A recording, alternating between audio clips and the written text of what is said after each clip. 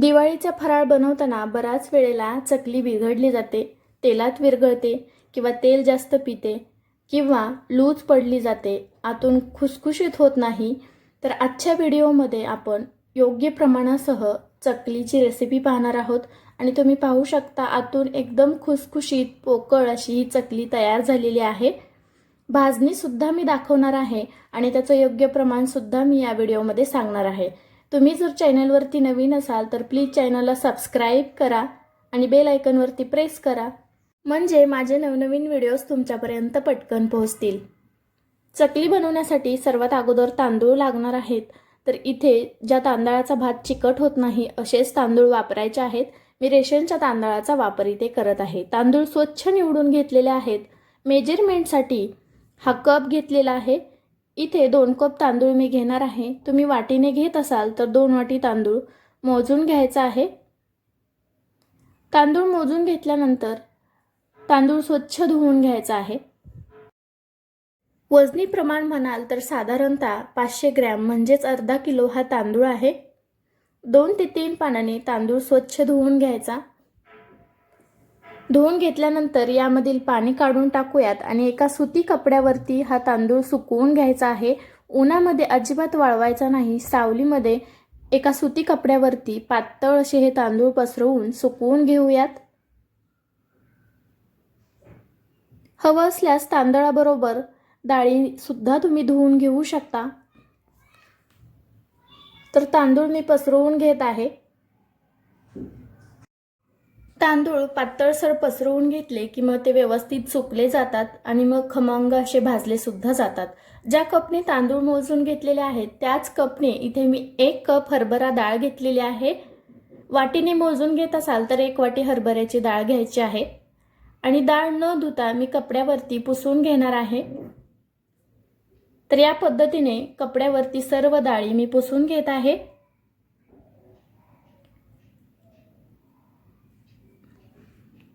उडीद डाळ 100 ग्रॅम घेतलेली आहे आणि मूग डाळ ही 50 ग्रॅम घेतलेली आहे. मुगाची डाळ जास्त वापरली तर चकली लूज पडते, त्यामुळे मुगाच्या डाळीचं प्रमाण हे 50 ग्रॅमच घ्यायचं आहे, जास्त घ्यायचं नाही. आता हे पहा तांदूळ सुकलेले आहेत. तर लागणारं साहित्य मी तुम्हाला इथे दाखवते. हरभरा डाळ, उडीद डाळ, 1 चमचा जिरा आहे, 50 ग्रॅम पातळ पोहे आहेत, 2 चमचे धणे, 1 चमचा ओवा आणि 50 ग्रॅम मुगाची डाळ आणि 50 ग्रॅम साबुदाणा. वाटीचं प्रमाण घेत असाल तर अर्धी वाटी उडीद डाळ, पाव वाटी मूग डाळ, पाव वाटी साबुदाणा, पाव वाटी पोहे असं प्रमाण घ्यायचं आहे. सर्वात अगोदर आपण तांदूळ भाजून घेऊयात. तर एका कढईमध्ये हे सर्व साहित्य मी भाजून घेत आहे. तांदूळ भाजत असताना मीडियम फ्लेमवरती म्हणजे मध्यम गॅसवरती भाजून घ्यायचे आहेत. जास्त मोठ्या गॅसवरती भाजून घेतले तर ते काळपट होतील आणि मग भाजणीला कडवट चव येईल. एकसारखं हलवत राहायचं आहे म्हणजे खमंग असे एकसारखे तांदूळ भाजले जातात. तांदूळ व्यवस्थित सुकवून घेतले की ते पटकन भाजले जातात, त्यामुळे तांदूळ व्यवस्थित सुकवून घ्या. तर तांदूळ भाजून झालेले आहेत. हे भाजलेले तांदूळ आपण एका ताटामध्ये काढून घेऊयात. आता हरभऱ्याची डाळ भाजून घ्यायची आहे. हरभऱ्याची डाळ 5 ते 6 मिनिटे व्यवस्थित भाजून घ्यायची आहे, म्हणजे भाजणी छान तयार होते आणि डाळसुद्धा व्यवस्थित बारीक होते. एकसारखं हलवत राहून डाळसुद्धा मी व्यवस्थित भाजून घेतलेली आहे. ही डाळ भाजण्यासाठी थोडासा जास्त वेळ लागतो. तर डाळ भाजून झाली की ही डाळसुद्धा आपण एका ताटामध्ये काढून घेऊयात. तर यामध्ये उडीद डाळ आणि मूग डाळ जी आहे ती एकत्रित करून भाजायची आहे. दोन्हीसुद्धा डाळी भाजण्यासाठी तेवढाच वेळ लागतो, त्यामुळे सेपरेट भाजायच्या नाहीत, एकत्र करूनच मी इथे भाजून घेत आहे. तर भाजणी करत असताना जास्त मोठ्या गॅसवरती साहित्य भाजून घ्यायचं नाही. मीडियम गॅसवरतीच हे सर्व साहित्य जे आहे ते भाजून घ्यायचं आहे, म्हणजे सर्व साहित्य खमंग असं भाजलं जातं आणि भाजणीसुद्धा एकदम खमंग तयार होते. डाळीसुद्धा भाजलेल्या आहेत, काढून घेऊयात. साबुदाणा आणि पोहे एकत्रित करूनच मी इथे भाजून घेत आहे। साबुदाणा आणि पोहे पटकन भाजले जातात। भाजलेले साबुदाणा आणि पोहे सुद्धा आपण काढून घेऊयात। दिवाळीचा फराळ घरोघरी बनवण्याची तयारी चालू आहे, तर गोड शंकरपाळ्यांची रेसिपी सुद्धा मी चॅनलवरती अपलोड केलेली आहे। लिंक खाली डिस्क्रिप्शन बॉक्समध्ये देत आहे, तिथे जाऊन तुम्ही ही रेसिपी पाहू शकता। धने, जिरे आणि ओवा हे सुद्धा आपण भाजून घेऊया।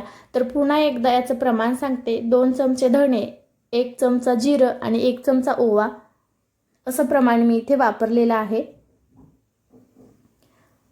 आता सर्व जिन्नस आपली भाजून झालेली आहेत। ही भाजणी जी आहे ती थंड होऊन द्यायची आहे आणि नंतरच दळून आणायची आहे। मिक्सरवरती सुद्धा तुम्ही हे बारीक करू शकता किंवा पिठाच्या गिरणीमध्ये सुद्धा तुम्ही ही भाजणी दळून आणू शकता।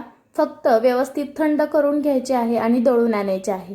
या सर्व भाजणीचं 1 किलो असं पीठ तयार होतं।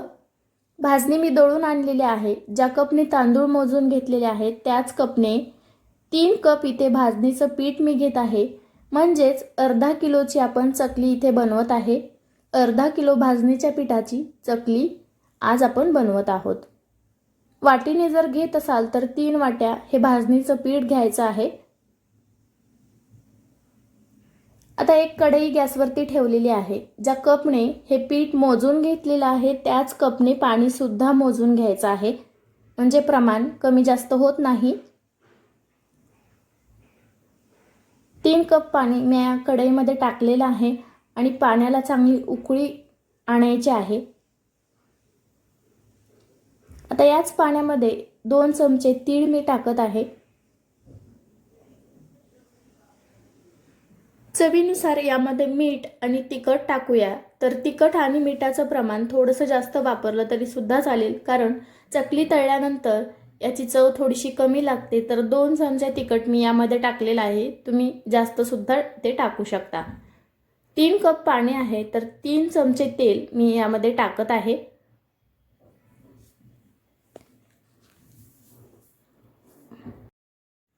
आता या पाण्याला चांगली खळखळून अशी उकळी आणायची आहे, म्हणजे चकलीचं पीठ व्यवस्थित चिकट होतं आणि चकली बनवताना मध्ये आधी तुटत नाही। तर हे पहा, पाण्याला चांगली उकळी आलेली आहे। उकळी आल्यानंतर जे आपण चकलीचं पीठ घेतलेलं होतं ते यामध्ये टाकायचं आहे। गॅस बंद करायचा आहे आणि हे पीठ व्यवस्थित एकजीव करून या पाण्यामध्ये मिक्स करून घ्यायचं आहे, हलवून घ्यायचं आहे।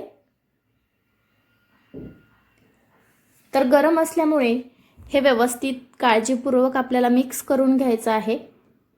मिक्स करून झाल्यानंतर एक 10 ते 15 मिनिटे एक ताट झाकून हे पीठ आपण असंच ठेवून द्यायचं आहे।